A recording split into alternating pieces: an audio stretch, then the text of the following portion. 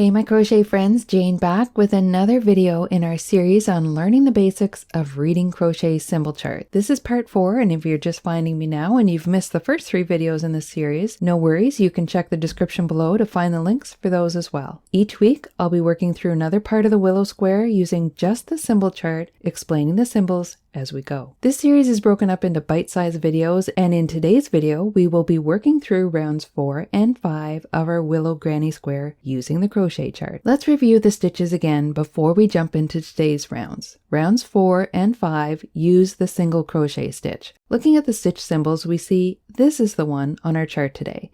A simple small plus sign, a little cross, or just 2 short sticks at right angles that cross at their centers.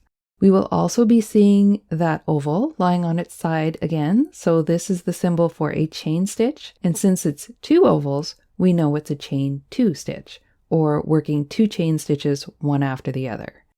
And to start our round, we have 1 upright oval, which is a beginning chain 1. And this doesn't count as a stitch this time, it just sets up a nice square first single crochet stitch for our round.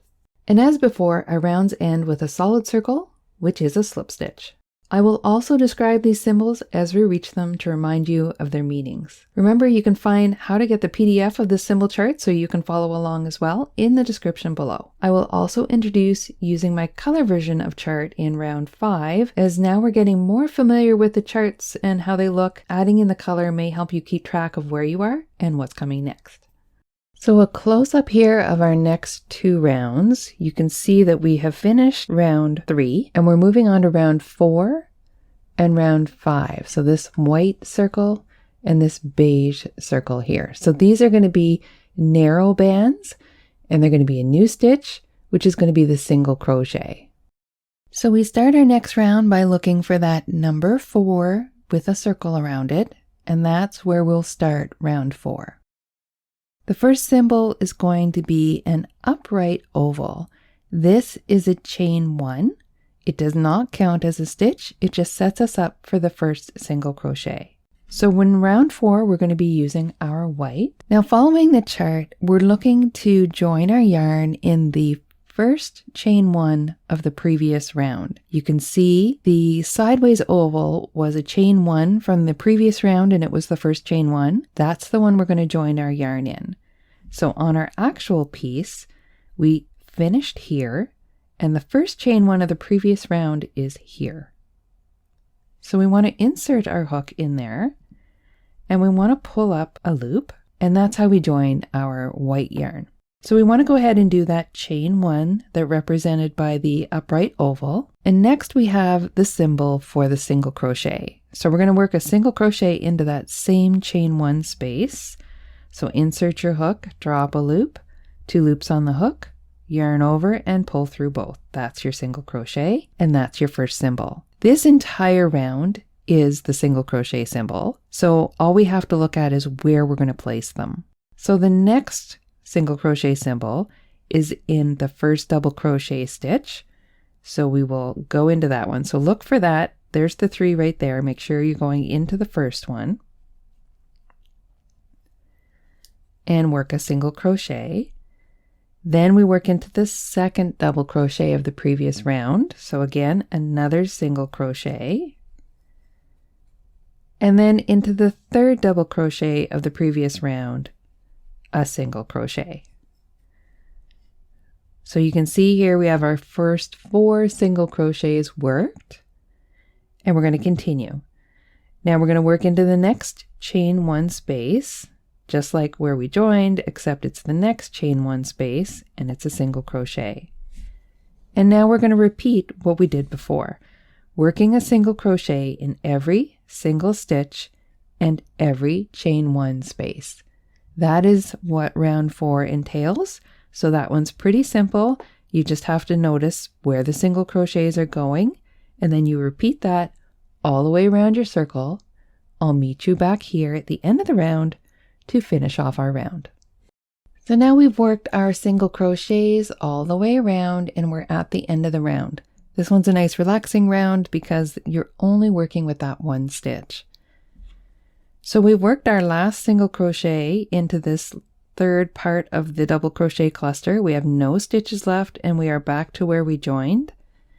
On the chart, we have that little solid circle, which means that we're going to slip stitch into that first single crochet. Before we were slip stitching into chain stitches, but you can see here, the little dot is beside the symbol for the single crochet. That's where we're going to do the slip stitch. Insert your hook in that first single crochet and just pull a loop through and through the loop on the hook, and you have completed round 4. So you can go ahead and cut your yarn about 4 inches, and we'll be working with a new color. Pull that through, and that's the end of round 4.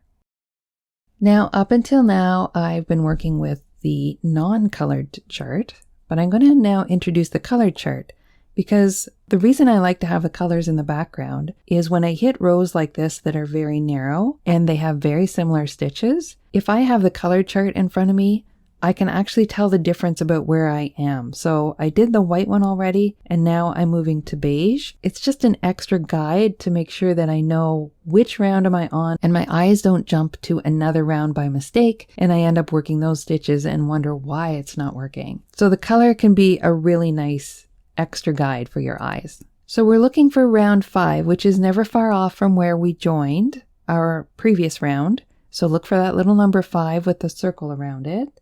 And you can see, again, we'll be working with the single crochet symbol, and we start with an upright oval, which is a chain 1.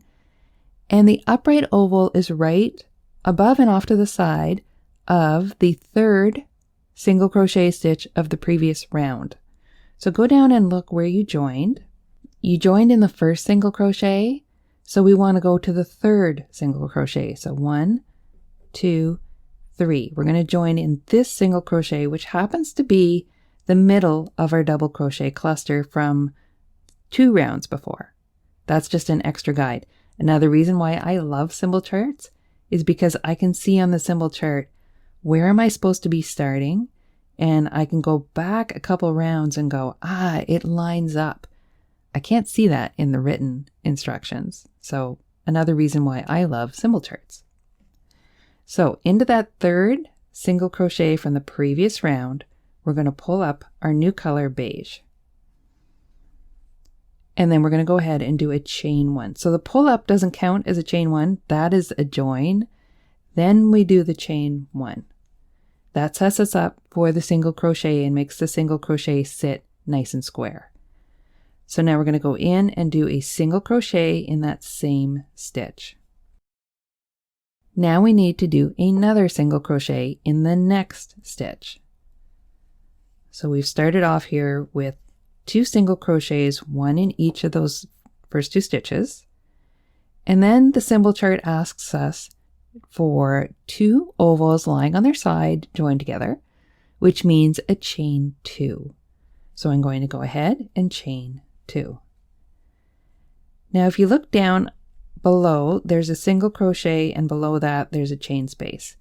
On the chart, we have to skip over this single crochet. Then we're going to work 3 single crochets after we skip this one. So skipping over this single crochet, go into the next single crochet and do a single crochet. Lots of single crochets. Then you're going to go into the next stitch, single crochet, and then the next stitch, single crochet. Then you're back to the chain 2, and that's going to be the repeat all the way around.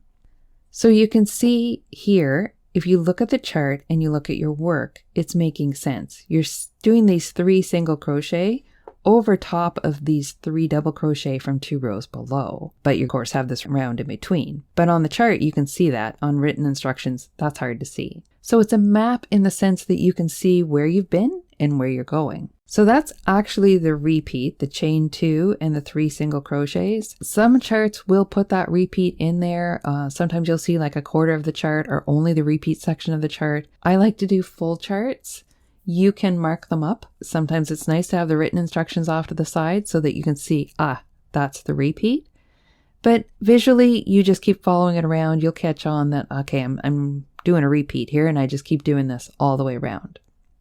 So we do chain 2, and then we skip a single crochet. So skip the one we have not worked into and then work into the next 3.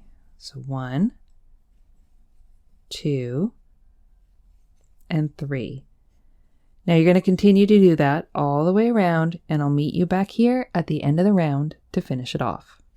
So we're coming up on to the end of this round. Because we started in the middle of this double crochet cluster, we're going to end differently. So we did our chain 2, and we need to do one more single crochet before we hit that solid dot. That means we're going to do a slip stitch join. So we miss the single crochet that we haven't worked here in the center, and then we work into this single crochet, which will complete the set of 3 single crochet. Now we're finished the round, and we just need to slip stitch in that first single crochet as indicated by the solid dot beside the single crochet.